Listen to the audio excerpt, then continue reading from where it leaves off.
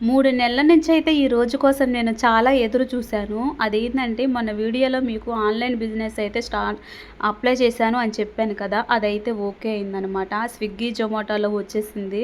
అయితే నిన్న 2 ఆర్డర్‌లయితే ఇచ్చాను. అదేంటంటే సేమియా, ఒకటి సాంబార్ అనమాట. సాంబార్ అయితే వాళ్ళకి బాగా నచ్చింది.